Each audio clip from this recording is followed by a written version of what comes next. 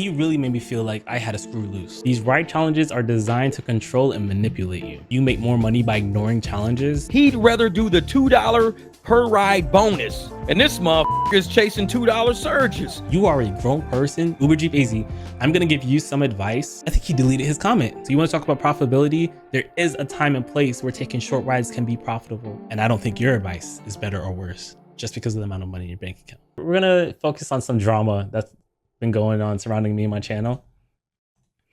So I dropped a video.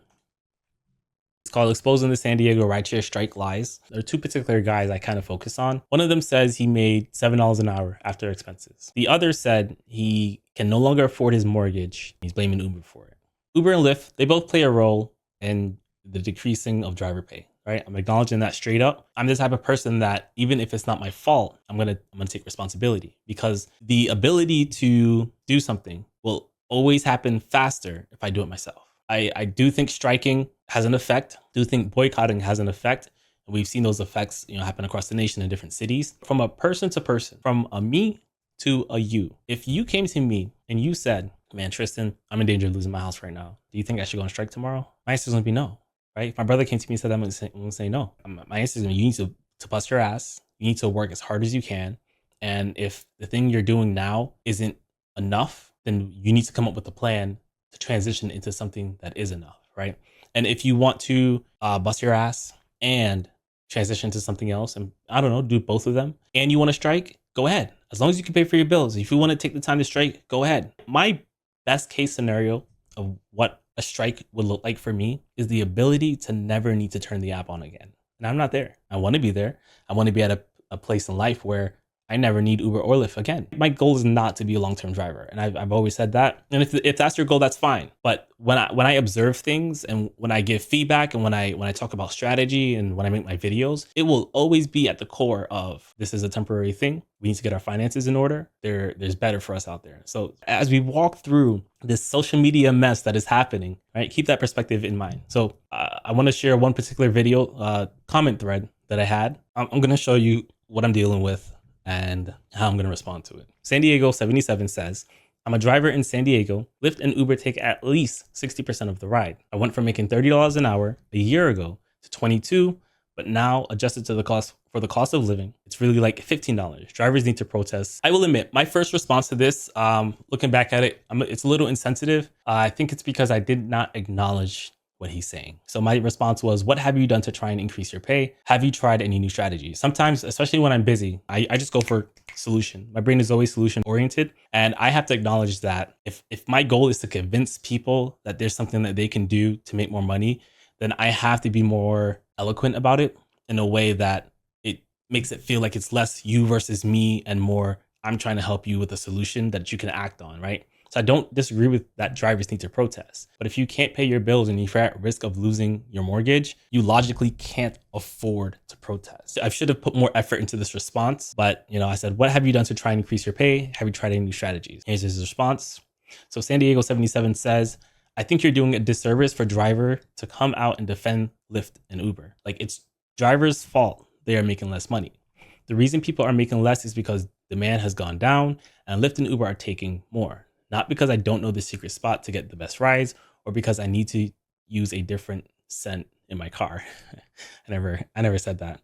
Nobody should be okay with 65 to 35% pay cut. So I'm not telling people that they should be okay with it. All right, let's make that clear. Let's also make it clear that I agree that Uber and Lyft are doing things to decrease driver pay. Let's also make it clear that I agree that the market is saturated. I don't know if demand is down, but the supply of drivers is definitely up. Uber and Lyft have both said that the demand is actually increased since the pandemic. A lot of people were avoiding rideshare during the pandemic, but because the supply of drivers was so low during the pandemic, no one wanted to drive, no one wanted to get sick. That's why we were experiencing great prices. So demand is actually going up. The caveat here is Uber, they just reported they have like the most drivers they've ever had, period.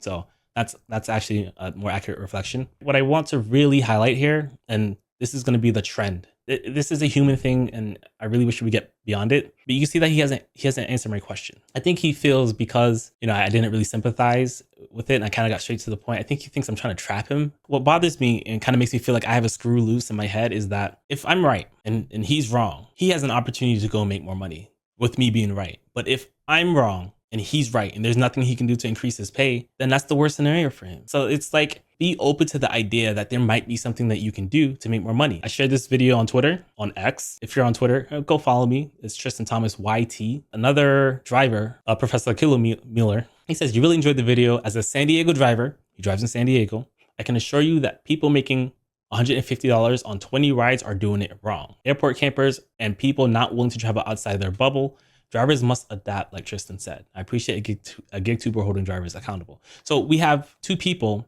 that I'm aware of in the same exact market saying, if that's what you're making, then there's probably something you can do to make more money. And for some reason, it's more convenient for these people to reject that idea, right? I'm showing numbers. I showed it on Solo. I showed how much money people are making in San Diego. And if you're not, for me, if I'm living somewhere, right? I'm in Charleston. If I'm living in Charleston and someone's making $2,000 a week, I'm struggling to make $500 a week or whatever the number might be, I'm going to obsess with figuring out why. What is that person doing that I'm not doing? But instead of people doing that, they're just saying it's Uber and Lyft's fault, which it is, right? It's Uber and Lyft's fault and leave it there. I can acknowledge both, right? It's not black or white. I can acknowledge that driver pay is decreasing because of Uber and Lyft. However, there are things that I can do to try and increase my income as much as possible. And that's what needs to be done, right? If you want to acknowledge Uber and Lyft is decreasing driver pay, there are things that I can do to increase my income. I'm going to also go on strike. Those three things aren't separate. If you want to go on strike, you need to make sure your home is taken care of. Your home falling apart. If you got kids, wife, going on strike is not more important than making sure your family's taken care of.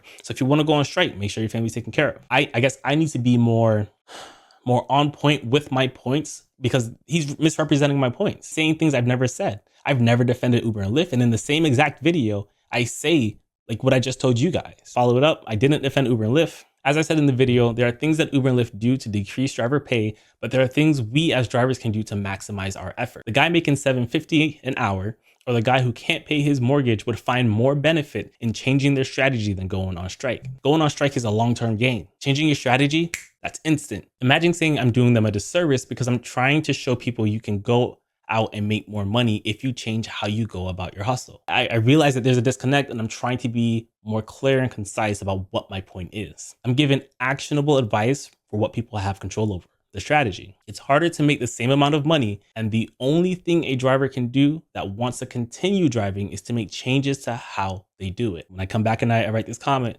I acknowledge that it's harder to make the same amount of money. I started during the pandemic. There was money to be made during the pandemic. The first time I started driving, I made $15 an hour. I didn't know what I was doing. Even that was during the pandemic. But then I figured it out and I started to make more money. If I applied the knowledge I have now back to when I started in the pandemic, I probably would have been making $60 a day, $60 per hour every single day. But I didn't have the knowledge. I didn't have the strategy until now. So even though driver pay has gone down and it takes more effort to make the same kind of money, I'm still bringing in similar numbers, but it does take more effort. I'm acknowledging that. But if you are using the same strategy that you used when you first started driving, it's going to have a negative effect on your pay. You have to keep switching up your strategy. And so I bring it back up. I asked you earlier and you have not answered. What have you done to increase your pay? So you respond to me saying, all I see is you criticizing drivers that are trying to change something and protesting their frustrations. I haven't seen you express your frustrations with Uber and Lyft. I only see you acting like everything is okay and making videos responding to people that criticize the system, or tell me you didn't wish you want back to getting 60% of the rides. That'd be great. That's only going to change if we as drivers do something. I agree that will probably only change if we as drivers do something, but you need to be able to afford to do something, right? It's not, I hate that like conversations become so black and white. It's not, man, we have to strike or we have to go and hustle and make more money. It's both. It needs to be both. And I do make videos criticizing Lyft's plan to end surge pricing. Literally me going into how Lyft on a business report call saying it is their intention to get rid of surge pricing by saturating the market, right? And I criticize them for this. But this is something people need to be aware of. But overall, my channel and how I approach things is about what I can do to make a difference. There are plenty of channels out there about what you can't do to directly have a difference, right? You can go and watch those channels. People like to assume that I'm defending Uber and Lyft just because I'm giving people actionable advice about what they can do themselves. That's just not the case. You have my message wrong. I'm saying if you can't afford to pay your mortgage, You straight up don't have time to strike, and you straight up need to be looking for better solutions. Any other conclusions you arrived at is a projection. My channel is not focused on having a pity party over what Lyft and Uber is doing. It's about getting drivers to focus on things that they have direct control over. There are enough channels out there that are having pity parties. Imagine a loved one coming to you saying that they're going to lose their house. I know your advice isn't going to be, you should strike without pay to fix that. People were watching this and they kind of chimed in. One kind of took his side, one kind of took my side, and I'm going to read both of them. Tristan Thomas, I like your take. I see you aren't defending either rideshare. You're given a clear business way to look at it. It's a different and good perspective. I've been doing Uber for 18 months in Denver and pay is really less. In the past, we would get 22 to 25 from downtown to the airport. Now these rides are 17 to 18. I've seen something similar happening in Charleston too. It is a challenge to change strategy to make up for that much of a shortfall. I also agree that most drivers don't treat this like a business. I know I didn't for many months. That makes another difference, which is good. You have to treat it like a business. You got to pull your emotion out of it. You have to look at the numbers. So this other guy says, it's okay for him to offer an alternative point of view. I don't think it's as rosy as he is putting it in some markets, but it also isn't quite as bad as some people are saying. I feel that the average over the entire rides has gone from Uber taking 25% to Uber taking 40%. I agree with that. That doesn't sound as dramatic, but it is still significant. I also agree with that. And I think it does sound dramatic. Percentages are very deceptive. I do think that it is dramatic. The other thing is with the large number of people on the road driving, that has an effect as well. That's true. Got to factor in the price of gas and in Utah. Not too bad, but I'm hurting. I like balanced people, and these are balanced takes. I like it. It's not black or white. It doesn't have to be, right? And that's going to be the theme moving forward. San Diego 77. I hope that you're willing to come to me and we could talk about strategy and see if we can do anything to help you increase your income. If you want to go on strike while you do those two things, I think that's the best route to do it. I hope to see you at these strikes. Just don't talk about not being able to pay your mortgage, because I'm gonna call you out. All right. I made a video about the craziest ride challenge I've ever seen. $280 for 145 rides. That's insane. 145 rides on one weekend, right? If it was Monday through Thursday, okay, not that bad. Still pushing on the edge, but 145 rides, Friday, Saturday, Sunday. That's a lot. Like, let me pull my calculator out. 145 divided by 3 days, 48 rides per day. That's insane. The most I've done per day is like maybe 47, 46. I didn't expect this video to get as many views as it did, as quickly as it did. It got 2K views in 2 days. It was my number one video that week. It really set some people off, and I just didn't see that coming. So we're gonna go through a couple comments. This guy, he really made me feel like I had a screw loose. Like there was a part of my brain that was broken. They're abusing you by giving this ridiculous challenge. Also, you are getting these because you probably have been completing or attempting them. Stop the madness. It's not worth it. So right off the bat, he's saying that the only reason I'm getting bonuses is probably because I'm completing them or attempting them. Is that a bad thing? He wants me to stop doing that. He wants me to stop attempting or completing them when they make me money. I took into consideration the previous comments I showed you and how I was going to handle this. Instead of like misunderstanding what they're saying, I decided to just ask more questions. So I asked, which one would you choose? To try to like really understand what's going on here, because I was really confused. He said that he would choose none. These ride challenges are designed to control and manipulate you. I'm pretty certain you will still get rides, and if you don't choose these challenges, and you might get the full pay. Once you choose these challenges, the offer amount is lower than if you hadn't chosen these challenges. I don't necessarily believe that. And if you do believe that, I'm going to need to see some proof. So I didn't really challenge what he was saying. I try to keep it focused on like the main point. So I asked him, so you won't choose a ride challenge, but you'll drive without them? Because I really want some clarification here, because to me, that doesn't make any sense. If you're going to ignore a ride challenge and just stay home, whatever. But if you're going to say, I'm not going to pick a ride challenge because I'm going to make less money, I'm just going to drive without the ride challenge. We're talking about a $270 ride challenge. That to me is where I'm like, are you shooting yourself in your foot? Like, am I thinking about this wrong? Like, what's happening? What am I missing here? So I asked, are you not driving at all? Or are you saying that you'll make more money by not picking a challenge at all? He said, if Lyft is your only choice, I would still drive without these ridiculous challenges. In my opinion, these low pay rides, under $2, challenges are given out because it's slow season or not busy, meaning they are not expecting a high volume of rides. Probably will make the same amount whether you do these challenges or not. I have noticed that if you're on a challenge, Lyft's take rate is higher, 60% or higher, compared to challenge, which tends to be around 50%. I've been asking riders how much they pay. So I don't think that's true.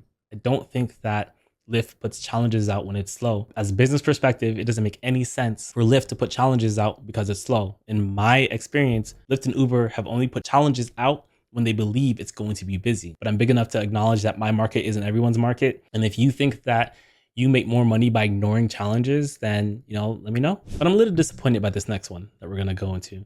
It's from another YouTuber, Uber Jeep AZ, and he has a comment somewhere in here that we want to focus on right here. It says, ride challenges are a sucker game. I never do them. Why? It pushes drivers too much and can get them and passengers into danger. Best way, make more challenges. I'm sorry, it's not well written. Let's rise for a little smaller guy. This way, the drivers are not under hard stress. As a veteran driver, I would not be surprised if Uber Lyft gets sued one day when a driver is busting his ass trying to meet the goal and gets into an accident. So I ask, again, I'm trying to keep conversations on topic.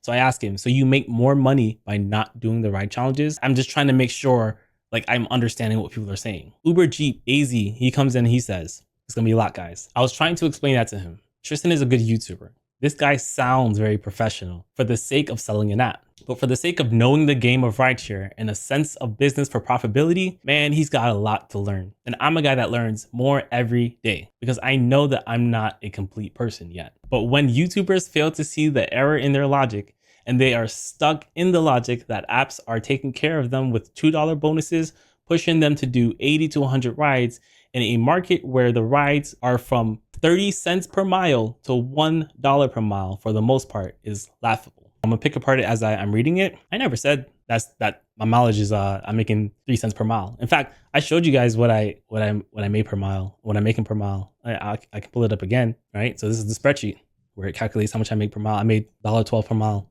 above what he just said. So he's creating this villain in his head, and this villain in his head makes 30 cents per mile doing ride challenges. And I never said that. He's misrepresenting my point. I never said that. And then what's going to happen next is he's going to create a whole argument based off of a point that was never made by me, right? That doesn't represent me or my strategy. So then he goes on to say, you're going to give me $2 extra if I take a $13 ride for 24-mile trip to make that trip $15 for 24 miles now. I still wouldn't take it if it was $15 for 24 miles originally. That's about 40 minutes of driving for $15 period. So if you watch my channel long enough, you know that the strategy that I teach when you're trying to do ride challenges is to use the stay within an area filter and to make it as small as possible. The radius for a stay within an area filter, the smallest possible, is 5 miles. Using my strategy, you wouldn't be getting $2 extra on a $13 ride that's going for 24 miles. You'd be getting $2 extra on a $3 mile that's going about a mile or two, right? That's less gas. So he's, again, creating a scenario that my strategy doesn't even that doesn't happen in my strategy because we're using the area filter to keep our rides short. We wouldn't be taking long rides with the strategy, yet he's created this villain version of Tristan that's doing that. I don't know where these numbers come from. So moving on, there's more.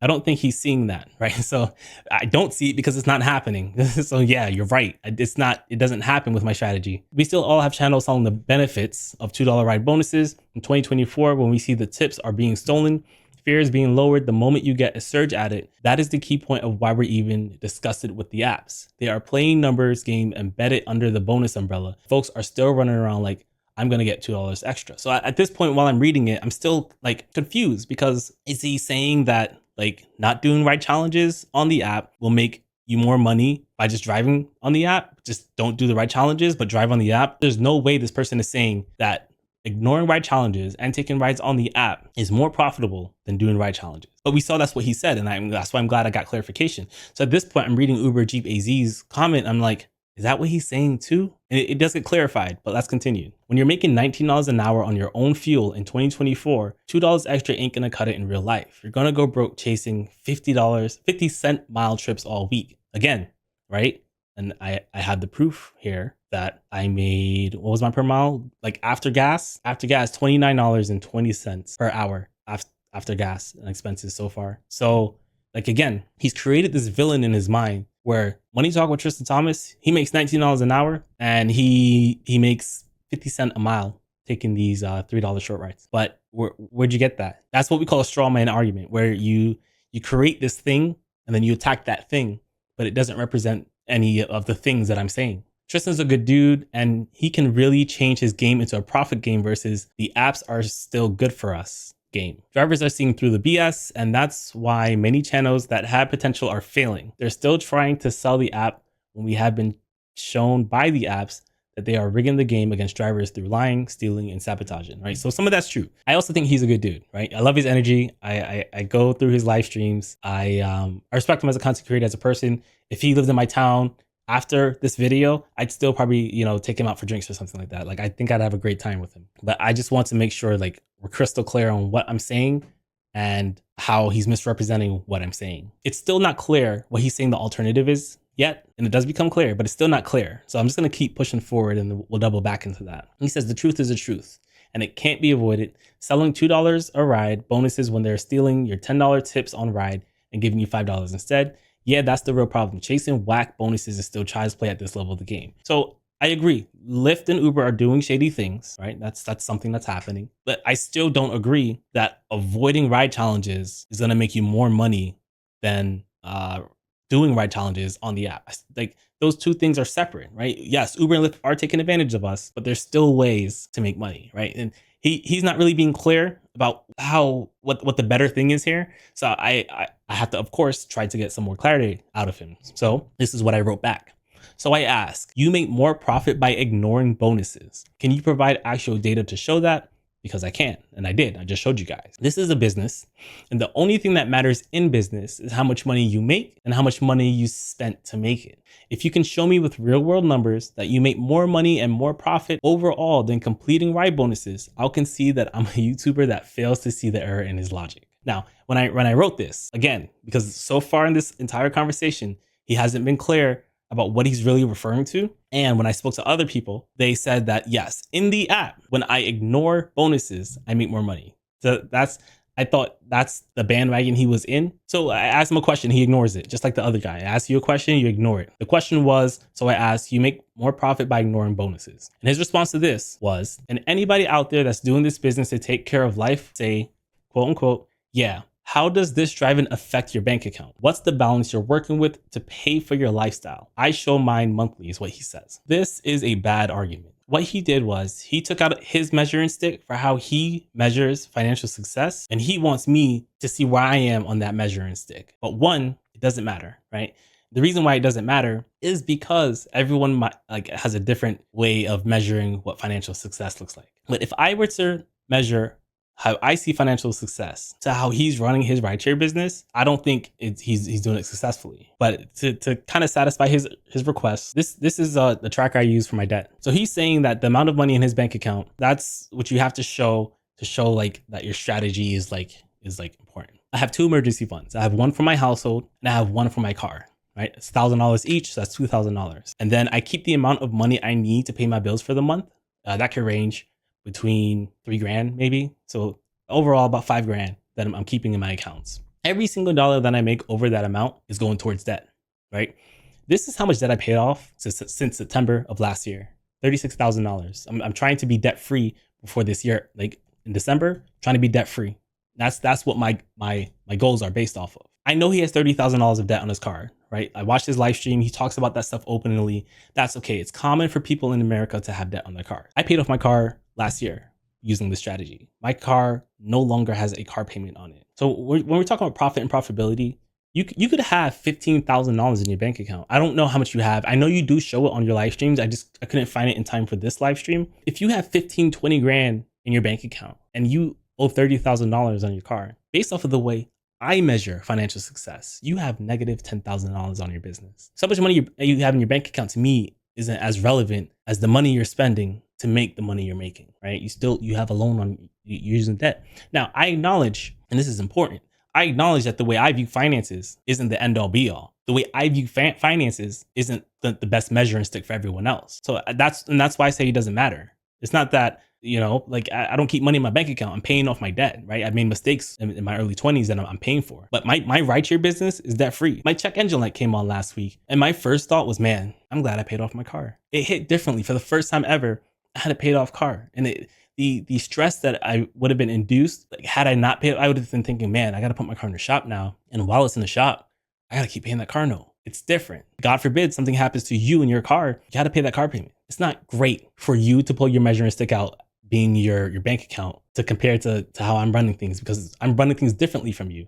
And that doesn't make the way I run it better or worse. It doesn't make the way you run it better or worse. If you want to have a conversation about what strategy is better or what strategy is worse, we have to look at the mileage. We can look at gross, we can look at net. Like, those things matter. But what people do with their money past how much they make per mile or how much they make per hour is going to differ for everyone. In terms of like figuring out what the best strategy is, it doesn't matter what your bank account looks like.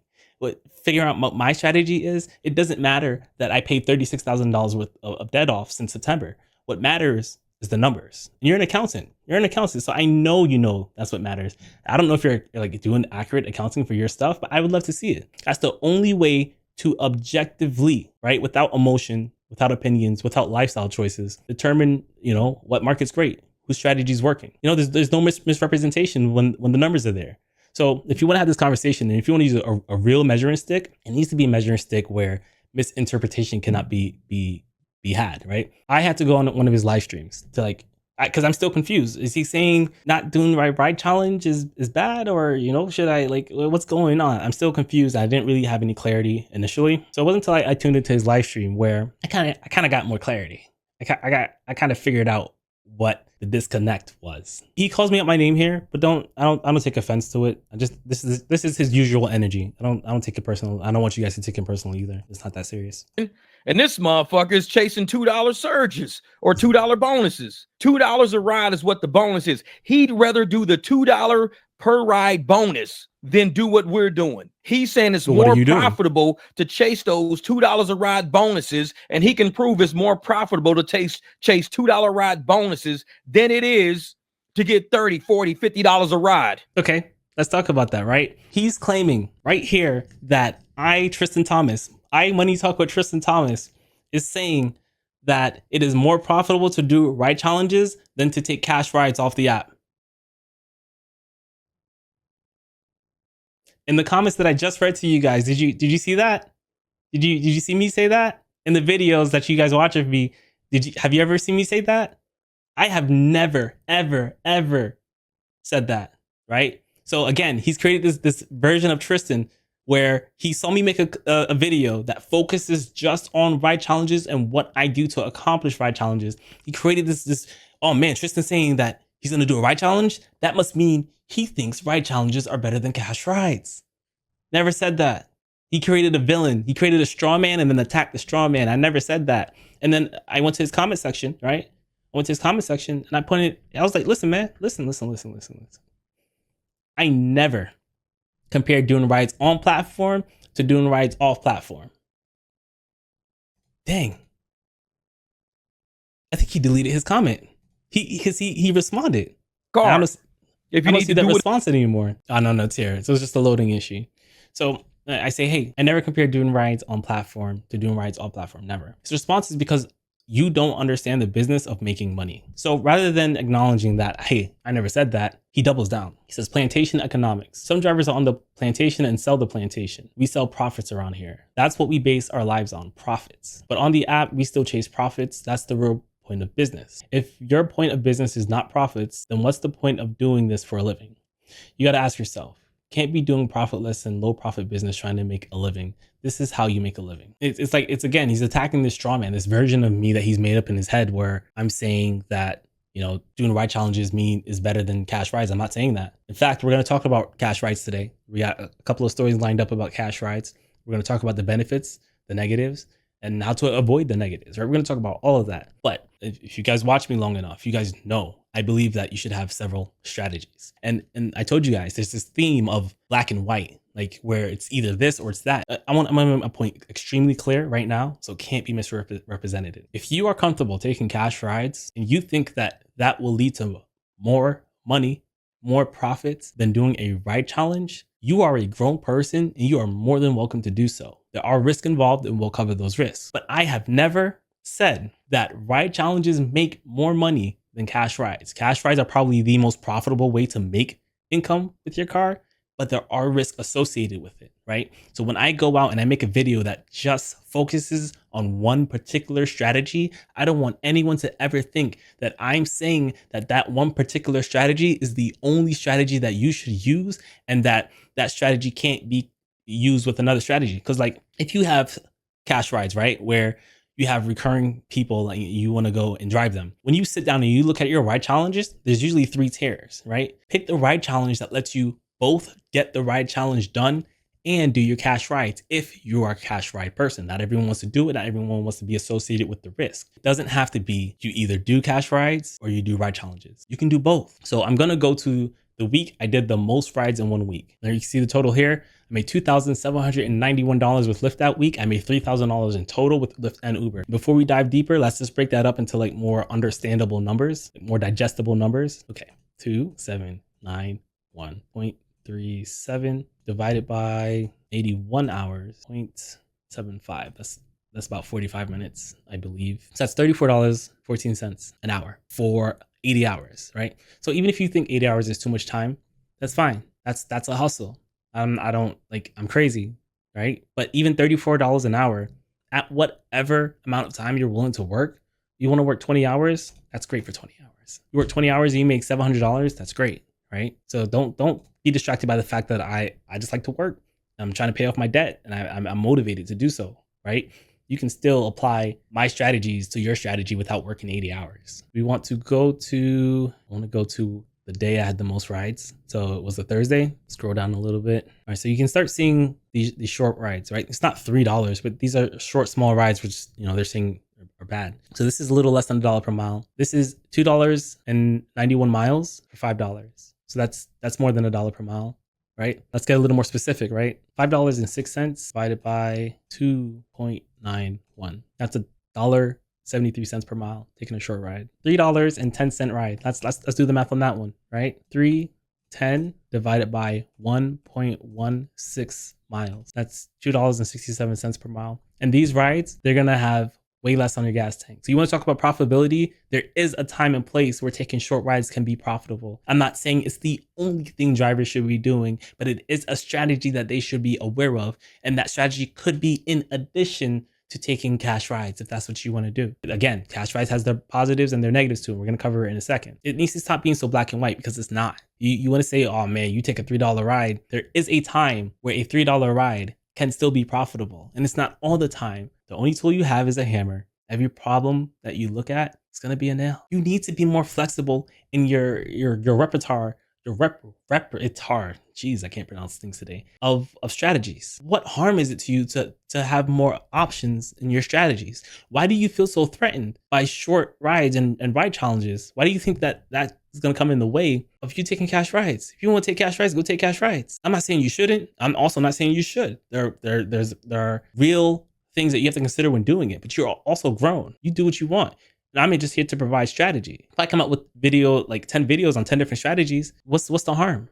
There isn't. You stop misaligning what I'm saying and making up this villain of Money Talk with Tristan Thomas. Oh, he's saying that if you go on strike, then you're a bad person. I'm not saying that. I'm saying you gotta pay your bills. Oh, you're saying that if you take ride challenges, then you're not maximizing your profit because you're therefore ignoring all of these cash rides. I'm not saying that either. I'm not saying any of that. So to wrap up this segment, right, I want to take a step back, go towards the measuring sticks, where Uber Jeep AZ, I'm going to give you some advice based off of what I know of your situation and what I would do if I were in your situation. That doesn't mean that the way you're handling it now is right or wrong. And it doesn't mean that my suggestions are right or wrong. But I'm doing this to highlight the fact that you showing how much money you have in your bank account is the measuring stick, the end all be all measuring stick, because it's not. So my memory says that you owe $30,000 on your car, your BMW. So I was on your channel. You answered my question. Thank you. I asked how much miles that you have in your car. And you said 100,000. Went to Kelly Blue Book.